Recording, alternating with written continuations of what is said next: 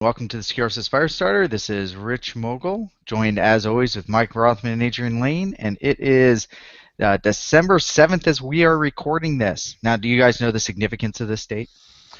Uh, there was some kind of attack at some point, I think.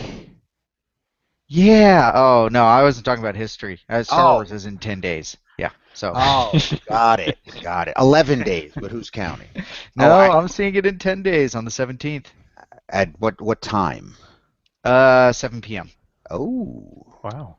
So yeah, I know normally it's like a midnight thing, but for whatever reason now it's as early as 7 p.m. So I don't know why they call it, the official date on the 18th. yeah, When you can actually go see multiple showings on the 7th. yes. Well, I have my tickets for the 18th, so I am going to have to wait a day. So it is only 11 days for me. But it should be fun. It should be fun. Yep. I have even fully engaged my spoiler filter. I don't know why. I just decided I wanted to go in this one as clean as possible. So I've stopped reading any like film blogs. I've stopped reading some tech blogs. I'm barely on Twitter or Facebook and the closer we get when the premiere I think is on the 14th. And once we hit that, I'm off all social media until it comes out. I'm going to sit in my bubble. I'm going to do my job and ignore the world and turn off all my notifications on all my devices. I won't see it till after Christmas. I'm going to go out to fly out to Southern California and see it with my uncle, who took me to the first and to the second Star Wars Nice. films. So I figured Very it'd be cool. good for us to go see them together. That is worth the wait. That's a good reason.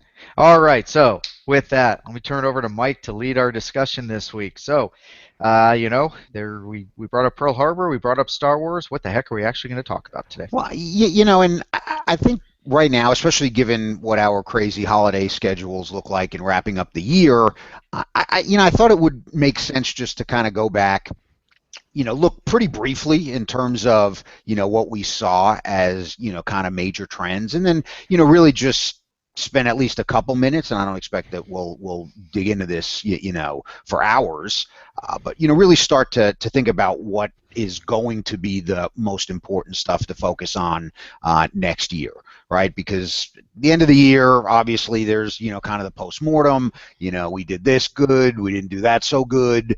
We probably should have executed on that a little bit better.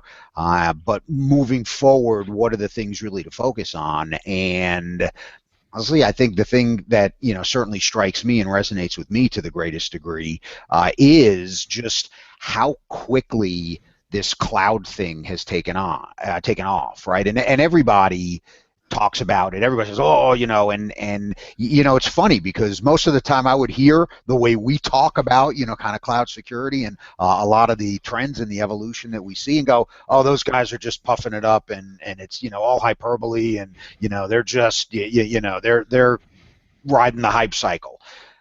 But it feels like it's more than that, right? It just I get the sense that this is real now, and we talked about it when we got back from Amazon, and I think that at least from my standpoint, one of the key things that we have to juggle as we go into 2016 is really understanding how much time do I spend trying to solve the old problems, right? Because we can spend all day and all night. It can consume all the oxygen in the room to not stop the attackers, right? To not have any way to stop a lot of the 0 days and a lot of the new advanced tactics that the adversaries are using, or you can start to shift both your resources and, more importantly, your time in terms of really moving forward the rest of this architecture. And honestly, that's going to have a lot to do with the culture of your organization, right? How quickly is the rest of your group getting on board with a lot of the things that we've been talking about. But ultimately, security is either going to be dragged along, or we're going to start to lead. And I think we have an opportunity here to evangelize why a lot of these new constructs make a lot more sense, not just from the standpoint of agility from a technology perspective, but also from the standpoint of being able to protect the data and build security in, which is something we've struggled with, I don't know, what, 15, 20 years? Yeah, I mean, I have kind of four things that I thought were trends that I saw over the past year, and cloud is one. And it's actually one I got wrong. And that might sound weird because I spent so much of my time over the past, 5, 6 years talking about cloud computing, cloud security. But what I got wrong is I knew adoption was going to continue, but it was the pace of adoption. And definitely we see more large enterprise, I mean, not every, but many, many large enterprises are moving in that direction. We had a lot of conversations with companies that are not unicorns. I mean, these are people that really struggle with their internal controls and security on a day-to-day basis. They're not all the best of breed, and many of them are moving to cloud. And so, it's definitely, I was wrong on that. It happened much faster. I'd say it happened a solid, 12 to 18 months faster than I expected in that particular area, and it does change a lot. But it also, if you move right, the economics are just in your favor, and you can really reduce categories of security issues. So there's going to be a lot more to say about that, especially because one of my RSA talks is I'm actually going up with one of the consultants, actually one of the lead security guys on the client services side over at Amazon, and we're co-presenting on kind of different ways you can improve security controls using cloud. So I'm doing the vendor neutral piece. He's not pitching Amazon because you're not allowed to do that, but he'll be kind of covering the stuff that he sees working out there with clients. And it's really cool. I mean, there's a lot of stuff, but it is very disruptive. You can't just move your legacy stuff to it. Real time consuming. But yeah, that happened way faster, I think, than even we predicted, and we were all very bullish on cloud. Is cloud security architect really just going to be cloud architect at this point? No, I think I'm finding in the engagement. So that's one of the things we're doing a lot more kind of end user client work in this area directly. And from that perspective, I'm seeing there's so much to understand, and translating security controls into cloud. It's not just the straight up people who are designing the applications. They can do a bunch of it, but you do need a security person to come in, particularly if compliance is a factor. And if you have existing controls that need to be translated, and Amazon is so huge. I mean, you know this. I don't know much of anything about Dynamo, and you know a lot about Dynamo. You know minimal about some of the other services that I know stuff about. You know more about SQS and SNS. I mean, as we're even subspecializing, and that's just on one cloud provider. Security is going to be cloud security architects can be its own thing. I think at a certain size, same as any other prize below certain, or any company below certain sizes. Clearly, that role isn't going to exist because you just don't have the resources. Yeah, I guess cloud was one of my big ones as well. But I think that the number of acquisitions that we saw this year, and we participated in what, 6 different investigative rounds for acquisition, that the number of companies laying out capital for security companies, or filling holes within their current security offering, that was pretty impressive. With just a lot of money being poured into some little startups, and the valuations got crazy this year. Yeah, you also saw a number of different organizations carving out technology, and security assets out of, bigger aggregators, 2 or 3 years after, some other type of liquidity event or acquisition merger happened. So, yeah, I mean, I think that there is a decent amount of financial engineering that goes there, but, again, trying to get it back to, as opposed to what it is that we spend our time doing, what our, viewers should be concerned about. And that really is, you have to continue to do pretty significant diligence on a lot of the providers that you're going to be using. Obviously, with cloud stuff, it's much earlier stage. You've got folks that are going to be, washing a bunch of their stuff, pretending that their old technologies, are really, built for the cloud. You're going to have a bunch of new companies that are really, looking at the problem from a totally different perspective, which I think will be very interesting. But more importantly, you're going to have a bunch of companies that maybe raised a bit of money, maybe have some novel and interesting technology that may not be able to raise a lot more money moving forward next year. I mean, we certainly think that the investment environment for security is going to get a little bit tighter, just because that's going to be the natural order of things. And well, it already has. I mean, do that. We know through the pipeline, through people we talk with, that it is tightening up. Particularly, there's certain areas that are ridiculously oversaturated. Threat intel, security analytics. I mean, if we hear another pitch in those areas, those are dead men walking at this point. Especially because many of them aren't showing the value that they promise. So, Right. I heard from one investor recently, Mike, you did as well, that they want something interesting, and they are having trouble. They actually want to invest in security, but they don't want to keep investing in threat The same intel, stuff, security right? analytics, visualization. I mean, the same buckets of things that we see popping out up there. And I think that just plays in with a lot of the frustrations. I mean, you got weirdness like FireEye blaming reduced hacking from China on missing a quarter, which, by the way, is impossible from a timing perspective. But stuff like that going on. It's I'm not going to call it an implosion. I don't think it's going to be a full implosion. I think though slow down, or we're going to see Well, some weird collapses. think about it as culling the herd, so to Yeah, speak. yeah, Right? We just have too many companies in a lot of these areas. And again, I think it's great if you're the RSA conference, right? And you're trying to fill two huge exhibit halls with vendor stands and InfoSec over in Europe. I mean, I think these guys will continue to prosper. But from a user standpoint, from somebody who has to buy and pick some of these technologies, again, this is the time to make sure you're doing don't just ask one question, ask a whole mess of questions about viability of a lot of the smaller companies, yep, and by the way, even some of the bigger companies, because as we've seen, the folks that think that they're going to grow at a certain pace, if they can't grow at that pace and they're spending as if they're going to continue to grow at that pace, that becomes a crap show pretty quickly, and you'll just have companies that are on the block for fire sale prices, and that's how this ends, yep. right? The question is when, and I don't think we're going to be seeing a lot of fire sales in the first half of the year, but it wouldn't surprise me as we get into 2016 that a lot of reasonably well valued assets start to change hands in the security Yep. space. Yeah, and especially, let's tie this to breaches. We've seen some pretty catastrophic ones this year. OPM being on the list, was that, or at least it became public this year. Obviously, that affected me, and we've talked about that a bunch.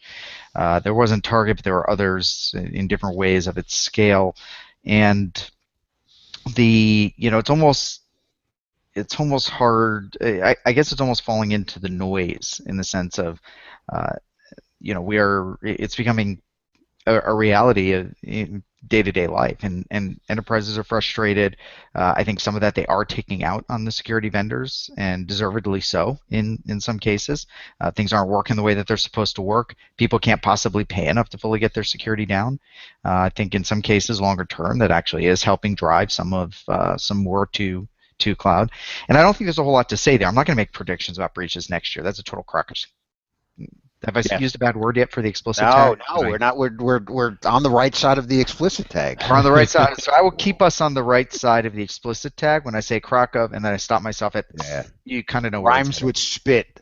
Yeah. So you can make all sorts of predictions about breaches next year. You can talk about IoT. You can talk about, process control systems, whatever it is. The end result is, it's not getting better anytime soon. If anything, stuff's getting the embedded stuff is getting worse. And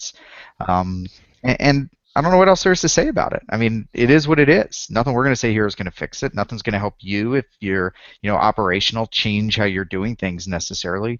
We all know it's a problem. The people, where it needs to get fixed it's not, and that's because it's actually a very hard problem to address from a cultural and a market and an economic standpoint. So I don't know. Maybe my prediction is don't expect any changes, or bad stuff will happen. More, data will get stolen. And we could probably say that, put it into a time capsule and pull it out, 20 years from now, and it'll be the same thing. Yeah. My hair will probably still be gray. I'll probably be still sitting in a t-shirt, talking into some friggin' magic box that projects my image all over the world. But again, I don't think anything's going to change on that standpoint. But there's one thing. Let's dig into this a little bit, because we've seen through the whole advent of CASBs and these new categories of technology, this. We're IT, and there's this shadow IT that's happening, kind of in all the business units, and we have to get control of that. So, you technologists buy some stuff to get control over your shadow IT. And one of the things that, kind of occurred to me, I was actually doing a strategy day with a client late last week, and one of the things that really occurred to me when we were talking about, shadow IT is that it feels like one of the last stands of the guy who's on death row, right? It's like like the Hail Mary, of the attempt. Like, no, really, do you really want to do this? Do you really want to put this person out of their misery? And because, again, from a corporate IT standpoint, it's not. I mean, shadow IT. It's not something to control. Right, it's something to embrace because the business folks are taking lead on what they need, for their business. And folks that think it's about control, I think, really miss the point of, the fact that now we have an opportunity to have a real conversation with line of business units about what they need to be doing to protect the initiatives that they're moving forward on. It's the same argument people had with BYOD stuff and these are more secure than the laptops that organizations isn't that a by laptop? a lot. That certainly looks like the size of a laptop. I know it is. It's pretty large. It's finally we found something bigger than my head. Yeah. But okay. So continuing on from there. But a lot of those same arguments, and it comes down to control and comfort that security people have, and it is hard because our job is to manage risk and sort of manage risk of things you don't control. I don't call it shadow IT. In every presentation I do on that, I said things your employees need to get their job done that you're not giving them. That's the definition of shadow IT. So. I think that trend is certainly going to continue, and most of the organizations, though, even ones I never would have thought, like some financial services companies, when I went in to do some cloud security training stuff, on day one, the guy in charge of security came out and it's like, all right, so just so you people know, we are moving into Amazon and then Azure and then whatever else after that. That's a given. We are not going to be the obstacles for that. We as security now need to understand and figure out how to move forward with it. And that's exactly the right attitude. But for time's sake, I want to bump over to another trend, which is so we covered the breaches, privacy. This is privacy, encryption. I think from and regulations are really hit this year in a way that is going to be rough. Wasmer for export controls of cyber arms and things like that. We've got Apple taking their privacy stance and actually forcing the FBI and DOJ to back down. And now, but in France, the attacks over there are now looking at outlawing things like Tor and public Wi-Fi, meaning encryption tools. From a society, if I'm looking at the big picture issues, the things that may affect us in ways that long term are unintended consequences. Yeah, I mean, many unintended consequences there. Like you shut down those tools because you want to stop terrorists, all of a sudden dissidents in countries that are oppressed can't use those things. Or it enables mass surveillance of societies, which hasn't always worked out well because governments, even benign ones, and I think ours are benign, always end up abusing that power to at least some degree because it's made of individuals. So I think that particular that tension is now just going to be doubled down with the latest attacks. And I'm not going to call myself a terrorism expert or anything else, but I am a security expert, and I've followed encryption going back to the encryption wars in the 90s, and kind of, when Zimmerman used to, have to send photocopies of the PGP source code that were scanned and OCR'd to get them out of the country. I mean, that's, we are, as security professionals, definitely facing a changing regulatory environment that could affect dramatically, actually, the tools we have to defend our own organizations. And I'm making no predictions for next year on that. I predict we're going to be busy. Yeah. So the list with that prediction. The list I had, let me make sure I got it all in my head, was the breaches, the regulatory privacy things. And by the way, who thought Apple would be the company standing up for privacy more than anyone else at this point in terms of having the dollar value behind them? We covered the market and the acquisition pieces and funding stuff. We covered the advent or the dramatic acceleration of cloud. Anything else you guys have? There was one more, and I had it in my head. I didn't write it down, though, so I think I forgot it. DLP PTSD. I've often said Rich has DLP PTSD because we've been talking about it for 10 freaking years, and now all the laggard organizations that are getting pushed by regulations are starting to ask us the same old questions we were answering 5, 10 years ago. And so many of these technologies, it's unsexy as it is, but all the stuff we've been talking about Now these organizations are starting to go back, mine through our research library, and look at documentation on how to deploy DLP, how to select SIM, how to implement database activity monitoring. I've been getting a lot of questions on just really old stuff, and I'm not surprised, I guess, that there are a huge percentage of companies out there in retail and in finance that have not gone up the stack and done anything with data security. But boy, at the end of this year, it sure was popping up over and over again. Jeffrey Moore was not wrong, right? Right. Laggards lag. So we're seeing laggards lag. And it's a big world, right? We forget that because, I certainly only speak for myself, but I know, I spend most of my time with folks that, one, have a clue, and two, kind of are certainly closer to the bleeding edge of what's happening both on technology architecture, provisioning, and security. And it's hard to sometimes take a step back and realize that, the breadth of the experiences that are out there for really everybody have tremendous variance. So, yeah, I mean, we're going to still see, markets grow, and you're like, wow, that's, I got in my time machine and stepped out 10 years ago. But there are people that, have not done some of these things, and for what it's worth, they'll still need to continue to do that. But that's not interesting, right? There are lots of folks that can tell you what's already happened. They'll charge you maybe 35 grand a seat to get access to those opinions.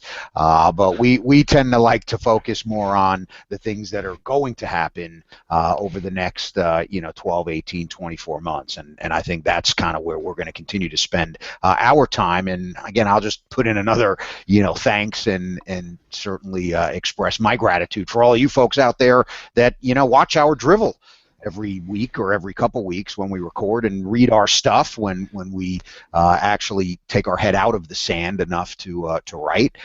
So a couple weeks after Thanksgiving, I think we do need to give thanks and remind certainly ourselves that the reason we do this is from a lot of the feedback that we get from you guys. So thank you.